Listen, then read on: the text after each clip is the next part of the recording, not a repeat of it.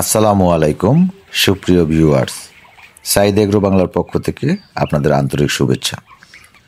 আপনারা যেখান থেকে আমার ভিডিওটি দেখছেন, দেশ ও দেশের বাইরে থেকে, আজকে চীনা হাঁসের চুনা পায়খানা, সবুজ পায়খানা, পাতলা পায়খানা, হাঁস জিম ধরে বসে থাকে, খাওয়া দাওয়া করছে না, এই সমস্ত বিষয়গুলো এই ভিডিওর মধ্যে আলোচনা করব।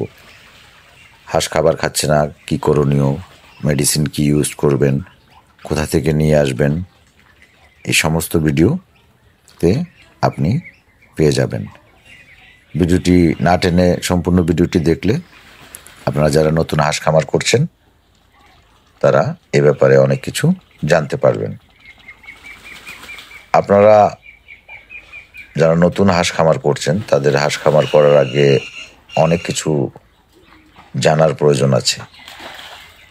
কারণ কখন কোন রোগ আসবে, রোগগুলো হলে কিভাবে বুঝবেন, কি পদক্ষেপ আপনি নেবেন, বা রোগ হওয়ার আগে আপনার কি করণীয়, এই বিষয়গুলো না জেনে না শুনে অনেকে খামার করলে আপনারা বিশাল একটা লসের সম্মুখীনে পড়বেন।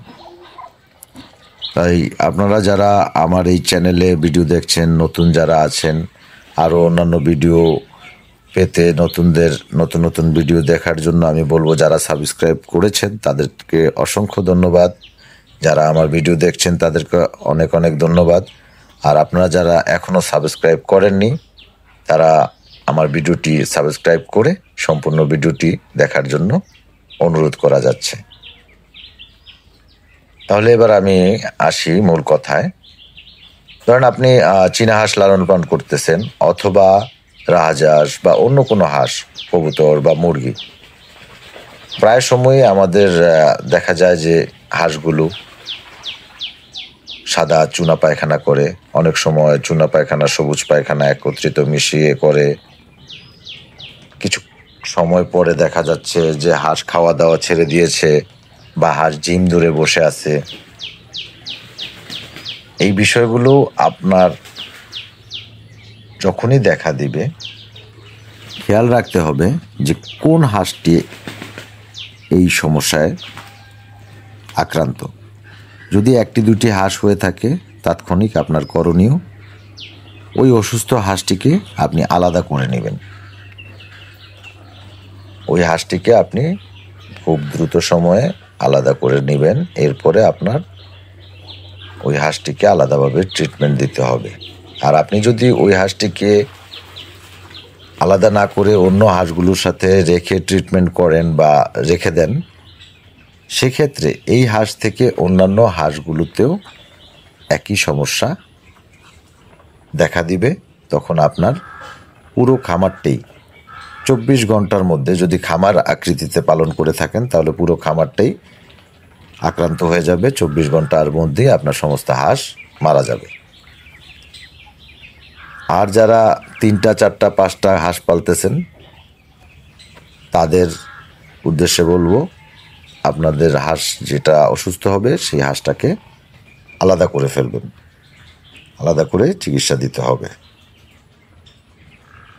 এখন একটা বিষয়, যারা নতুন হাঁস পালন করতেছেন, 2টা 4টা 5টা 10টা, তাদের হাঁস অসুস্থ হয়ে গেলে দেখা যায় যে প্রাণী সম্পদ অধিদপ্তরে বা পশু হাসপাতালে আপনারা যান না। সেখানে যদি যান, কাছে হয়, তাহলে সবচেয়ে ভালো। তাদের কাছ থেকে পরামর্শ নিয়ে আপনি আপনার হাঁসের চিকিৎসা যদি করেন, সেক্ষেত্রে অনেকটাই উপকার হবে। কারণ বড় যারা খামারি আছে, 100, 150, 200 হাঁস পালন করে, তারা কিন্তু তাদের এই হাঁসের এই সমস্যা হলে তারা চলে যায় প্রাণী সম্পদ অধিদপ্তরে। সেখান থেকে তারা যেভাবে সাজেস্ট করে সেই অনুযায়ী তারা মেডিসিন নিয়ে আসে, সেই অনুযায়ী মেডিসিন খাওয়ায়। তো আপনারা নতুন যারা আছেন তারা এই ধরনের সমস্যার সম্মুখীন হলে প্রাথমিক অবস্থায় আপনাদের কি করণীয়, কি করবেন, কি খাওয়াবেন, হাঁসটাকে কিভাবে সুস্থ করবেন। একটা জিনিস খেয়াল রাখবেন, যে কোনো অসুখকে হোক না কেন, আপনার যেই হাঁসটা অসুস্থ হবে, সেটা চুনা পায়খানা হোক, সাদা পায়খানা হোক বা অন্য কোনো যে কোনো সমস্যা, সর্বপ্রথমে আপনি হাঁসটিকে ওই হাঁসটিকে বা আক্রান্ত হাঁস যে কটা আছে আলাদা করে ফেলতে হবে, না হলে বাকি হাঁসগুলো আপনার আক্রান্ত হয়ে যাবে, অসুস্থ হয়ে যাবে। আপনার যে হাঁসটি আক্রান্ত হয়েছে সেই হাঁসটিকে আপনি আলাদা করে মেডিসিন দিবেন। কি মেডিসিন খাওয়াবেন আমি স্ক্রিনে দিয়ে দিচ্ছি, তারপরে মুখে বলছি। আপনারা ইরাকট নামে একটি ওষুধ আছে। এই ওষুধটি যদি পানির সাথে মিশিয়ে দেন, আপনাদেরকে বলছি, যদি পানির সাথে মিশিয়ে দেন তাহলে 1 গ্রাম পাউডার আপনার 1 থেকে 2 লিটার পানির সাথে মিশিয়ে খাওয়াবেন। আর যদি আপনারা খাবারের সাথে মিশিয়ে খাওয়ান হাঁসকে, হাঁস খাচ্ছে না, এই অবস্থায় হাঁস খায় না, তখন আপনারা 2 গ্রাম পাউডার নেবেন এবং অল্প পরিমাণ ওই একটা হাঁস হলে বা যে কটা হাঁস আপনার অসুস্থ ওই পরিমাণ খাবার নিয়ে মিশিয়ে ওদেরকে খেতে দিতে হবে। এই সময় ওরা খেতে চায় না, সেক্ষেত্রে আপনার ওই আক্রান্ত হাঁসটিকে ধরে ধরে খাওয়াতে হবে। আর আরেকটি কাজ করতে পারেন, পানির সাথে মিশানোর পরে বড় হাঁস হলে আপনি 10 থেকে 15 মিলি সিরিঞ্জের মাধ্যমে পানিটা নিয়ে ওই ইরোকটটা ওকে খাইয়ে দিবেন সিরিঞ্জের মাধ্যমে, তাহলে পানিটা ওর পেটে চলে গেল। এই ইরোকটটা আপনার কন্টিনিউ 5 দিন আপনাকে খাওয়াতে হবে। ইনশাআল্লাহ আপনার হাঁসের সাদা পায়খানা, পাতলা পায়খানা, চুনা পায়খানা, সবুজ পায়খানা, যে কোনো পায়খানার সমস্যাই হোক না কেন ঠিক হয়ে যাবে। হাঁস জিম ধরে বসে থাকে, এই সময় ওর শরীর দুর্বল হয়ে যায়। সেক্ষেত্রে ওর শরীরটা যখন অত্যন্ত দুর্বল হয়ে যায়, শক্তি থাকে না। আপনারা এই জিনিসটা খেয়াল রাখবেন। হালকা জ্বর থাকে, তো যদি জ্বর থাকে তাহলে আপনারা জ্বরের ওষুধ দিবেন। জ্বরের ওষুধ পাওয়া যায়, সেই ওষুধটা খাওয়াবেন। আর যদি কাছাকাছি একেবারে ওষুধই না পাওয়া যায়, সেই ক্ষেত্রে আপনারা, আমি এটা সাজেস্ট করি না, তারপরে অনেকে ইউজ করে, নাপা আপনারা 1 মিলি 1 গ্রাম পানিতে মিশিয়ে দিবেন।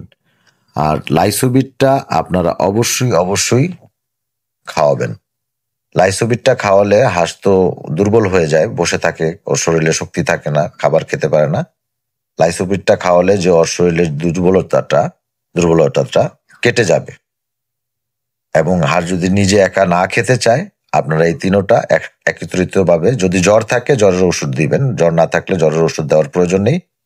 নাহলে এই 2টা জিনিস একত্রিত পানির সাথে মিশিয়ে খাইয়ে দিবেন, অথবা খাবারের সাথে যেভাবে আমি বলেছি ঠিক ওইভাবে খাওয়াবেন। 5 দিন খাওয়াবেন, 5 দিন পরে আপনার হাঁস সুস্থ হয়ে যাবে।